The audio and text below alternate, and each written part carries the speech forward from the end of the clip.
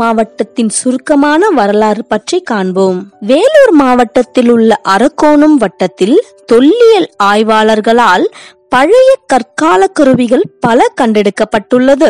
எனவே இங்கு 1,00,000 ஆண்டுகளுக்கு முன்பே மனிதன் வாழ்ந்தான் என உறுதிப்படுத்தப்பட்டுள்ளது. பழைய கற்காலத்தினை தொடர்ந்து வந்த புதிய கற்கால மனிதன் இம்மாவட்டத்தில் வாழ்ந்ததற்கான ஆதாரமாக அமிர்திக்காட்டு பகுதிகளும், பைரவநாத மலை, ஜவ்வாது மலை, புலிமேடு, எசையனூர் ஆகிய இடங்களிலிருந்து புதிய கற்கால கருவிகளும் அவர்கள் பயன்படுத்திய கையால் செய்யப்பட்ட பானை ஓடுகளும் கண்டெடுக்கப்பட்டுள்ளது. கற்காலங்களை தொடர்ந்து தமிழகத்தின் ஏனைய பகுதிகளைப் போன்றே வேலூர் மாவட்டத்திலும் பெரும் கற்காலம் என்னும் இரும்பு காலம் குறிப்பிடத்தக்கதாகும். இப்பண்பாட்டு நாகரிகம் இம்மாவட்டத்தில் சற்று ஏறத்தாழ கிமு 500 முதல் கிபி 300 வரை நிலவியது.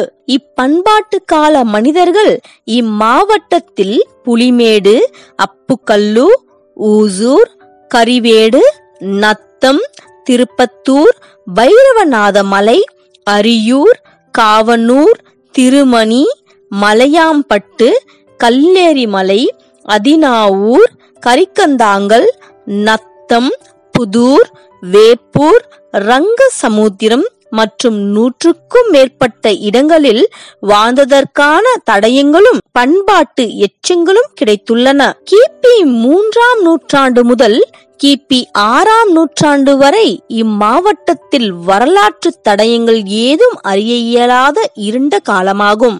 பல்லவர்களின் எழுச்சிமிக்க ஆட்சி வேலூர் மாவட்டத்தில் கிபி 6ஆம் நூற்றாண்டு முதல் கிபி 9ஆம் நூற்றாண்டு வரை நிலவியது. பல்லவர் ஆட்சியில் வேலூர் மாவட்டம் தொண்டை மண்டலத்தின் அருவா நாடு எனவும் அருவா வடதலை நாடு எனவும் வழங்கப்பட்டது. பல்லவர்களின் பெருமையை வேலூர் மாவட்டத்தில் பறைசாற்றும் திருப்பான்மலை குடைவரை, மகேந்திரவாடி குடைவரை, கோயில் அருமாமலை குகை ஓவியம், உதயேந்திரம் கோயில் ஆகியவை இன்றும் நின்று நிலவுகின்றன.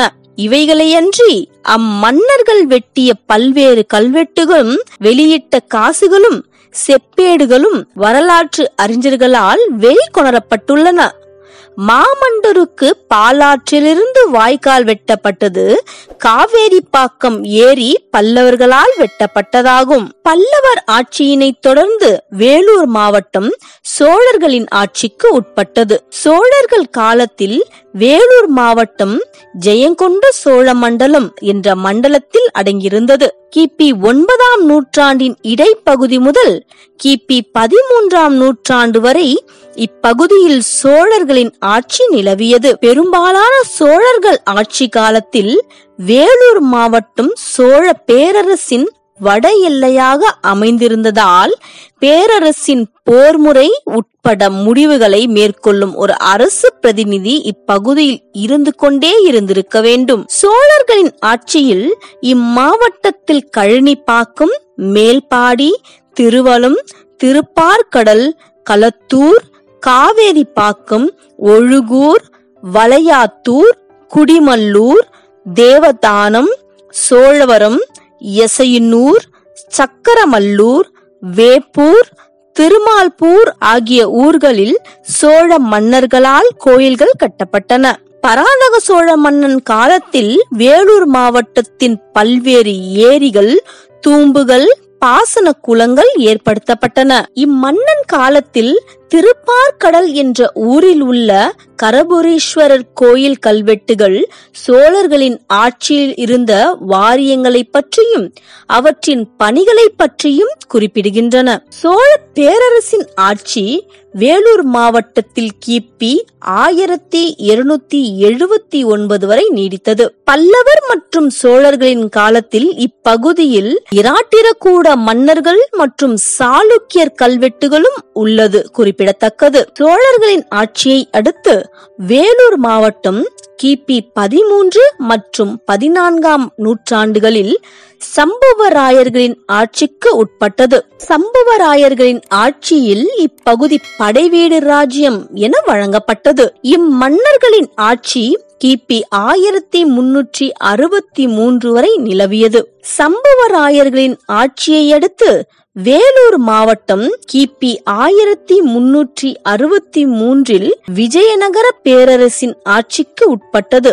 இம்மன்னர்களும் வேலூர் மாவட்டத்தில் கோயில்களை கட்டினர். பள்ளிகொண்ட உத்தர ரங்கநாத சுவாமி கோயில், ஜலகண்டேஸ்வரர் கோயில் வேலூர், உத்திர காமேஸ்வரர் கோயில் ஆரணி, திருப்பார்கடல் பள்ளிகொண்ட ஸ்ரீ ரங்கநாத கோயில் மற்றும் வழித்துணை நாயனார் கோயில் விருஞ்சிபுரம் ஆகிய ஊர்களில் இம்மன்னர்களின் கலை சேவையை நாம் அறியலாம். விஜயநகர ஆட்சியை அடுத்து கிபி 14ஆம் நூற்றாண்டின் பிற்பகுதியில் வேலூர் மாவட்டம் சிறிது காலம் போசால மன்னர்களால் ஆட்சி செய்யப்பட்டது. போசாலர்கள் ஆட்சி செய்யப்பட்டாலும் அவர்களின் கல்வெட்டுகளும் கல்வெட்டு ஆணைகளும் தமிழில் உள்ளது குறிப்பிடத்தக்கது. போசாலர்களை அடுத்து வேலூர் மாவட்டத்தை நாயக்க மன்னர்கள், அதாவது கிபி 1595 முதல் 1604ஆம் ஆட்சியாண்டு வரை ஆட்சி செய்தனர். போசலர்களை அடுத்து வேலூர் மாவட்டத்தை நாயக்க மன்னர்கள், அதாவது கிபி 1595 முதல் 1604ஆம் ஆண்டு வரை ஆட்சி செய்தனர். அவர்களின் சின்ன பொம்மு நாயக்கன் மற்றும் லிங்கம நாயக்கர் ஆகியோர் வேலூரை தலைநகரமாக கொண்டு ஆட்சி செய்தனர். சின்ன பொம்மு நாயக்கர் காலத்தில்தான் புகழ்பெற்ற வேலூர் கோட்டை கட்டப்பட்டது. இக்கோட்டையும் ஜலகண்டேஸ்வரர் கோயிலில் உள்ள கல்யாண மண்டபத்தின் கலையழகும் சிற்பங்களும் நாயக்கர் ஆட்சியின் மாட்சிமையை நமக்கு இன்றும் கூறும் சாட்சிகளாக உள்ளன. நாயக்கர் ஆட்சியை அடுத்து வேலூர் மாவட்டம் பீஜாப்பூர் சுல்தான்களின் ஆட்சிக்கு, அதாவது 1646 உடன்பட்டது. கிபி 1676 சிவாஜியின் ஒன்றுவிட்ட சகோதரரான துக்கோஜி வேலூரை கைப்பற்றினார். இதனால் 17ஆம் நூற்றாண்டில் வேலூர் மாவட்டம் மராட்டியர் ஆட்சியின் கீழ் வந்தது. கிபி 1708 தாவூத் கான் தமது தலைநகரை செஞ்சியிலிருந்து ஆற்காட்டிற்கு மாற்றினார். ஆகவே இப்பகுதி 1708 முதல் ஆற்காடு நவாப்களின் ஆட்சிக்கு உட்பட்ட பகுதியானது.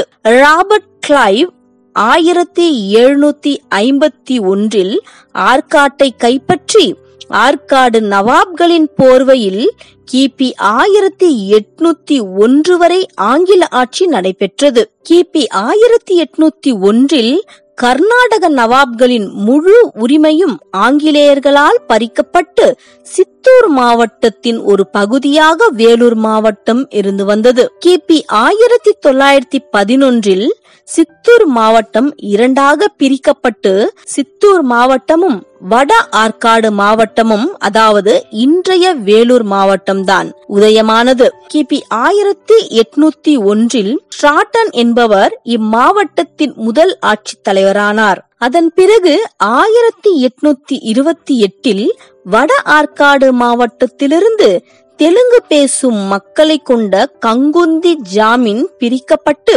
சித்தூர் மாவட்டத்துடன் இணைக்கப்பட்டது. மீண்டும் நிர்வாக வசதிக்காக இம்மாவட்டம் 1951 ஒரு மாறுதலையும் கண்டது. 30/9/1981 வட ஆற்காடு அம்பேத்கர் மாவட்டம் எனவும் திருவண்ணாமலையை தலைமையிடமாக கொண்ட திருவண்ணாமலை சம்புவராயர் மாவட்டமாகவும் இரண்டாக பிரிக்கப்பட்டது. 1/7/1997 அன்று மீண்டும் பெயர் மாற்றம் செய்யப்பட்டு வேலூர் மாவட்டம் என வழங்கப்பட்டு வருகின்றது. இவ்வாறு வேலூர் மாவட்டம் சுமார் 1,00,000 ஆண்டுகளின் வரலாற்றையும் பண்பாட்டு சின்னங்களின் எச்சங்களையும் தன்னகத்தே கொண்ட மாவட்டமாக விளங்கி வருகிறது. பொன்னியின் செல்வன் நாவலோட சினிமா திரைக்கதை புத்தகமா வெளியாகி இருக்கு. உங்களுக்கு அதை வாங்கி படிக்கணும்னா அமேசான்ல பொன்னியின் செல்வன் ஸ்கிரீன் பிளேன்னு டைப் பண்ணுங்க, அல்லது நாங்க டிஸ்கிரிப்ஷன்ல லிங்க் கொடுத்துருக்கோம், அதை கிளிக் பண்ணி பாருங்க.